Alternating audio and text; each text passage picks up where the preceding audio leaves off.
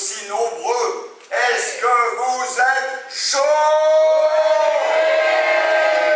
Alors, voilà comment ça s'est passé. Oui, monsieur le juge?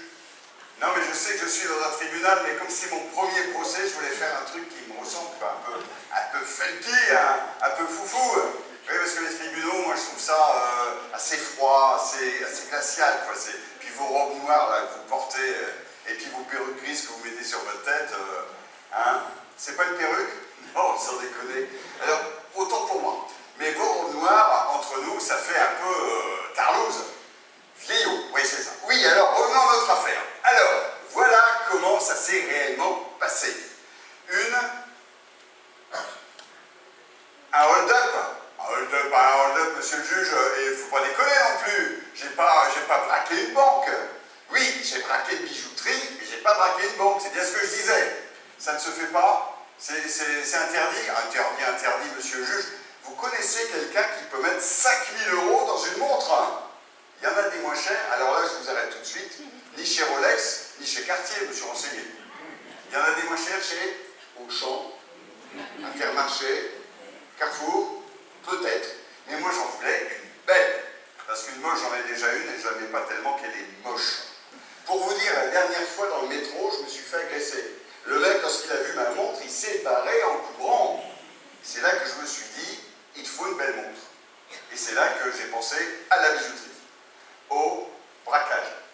Alors, monsieur le juge, braquage, c'est un mot que je n'aime pas trop, parce que j'ai l'impression d'avoir fait une connerie. Je vous rappelle que quand même, ça s'est fait sans armes, ni haine, ni violence. Moi, j'ai été poli du début jusqu'à la fin, alors que le bijoutier ici présent n'a pas été très sympa avec moi. Alors, c'est vrai, j'ai mis du temps à choisir la montre, mais lui, il avait plutôt envie de fermer boutique assez rapidement.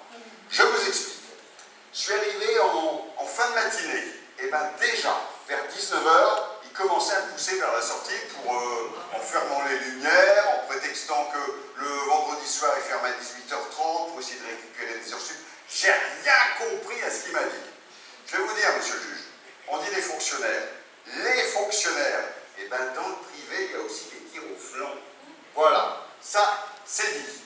Et pour vous dire, de vous à moi, monsieur le juge, j'étais tellement mal reçu par ce monsieur que si j'avais à nouveau à cambrioler une bijouterie, eh ben j'irais pas dans celle-là. Donc, j'étais en train de choisir mes montres comme ça à la va-vite parce que monsieur était pressé, et c'est là que j'ai fait, oh les mains, c'est un hold-up. Je vous le redis, sans armes, sans haine, ni violence. C'est d'ailleurs ce qui m'a joué un tour parce qu'il a bien vu, le bijoutier, que je n'avais pas d'arme et que je le braquais comme ça avec ma main. Alors pour lui faire peur, j'ai commencé à tirer.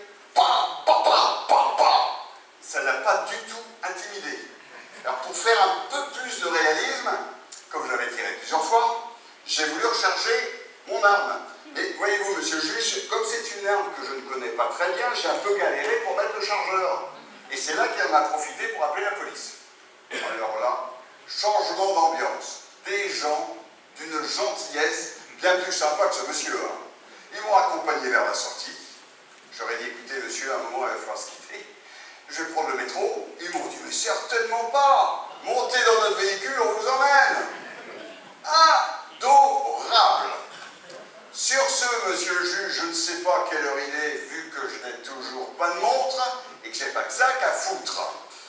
Donc, si vous avez aimé ma plaidoirie, surtout n'hésitez pas. Hein. Vous en parlez autour de vous. Pour moi, c'est fini.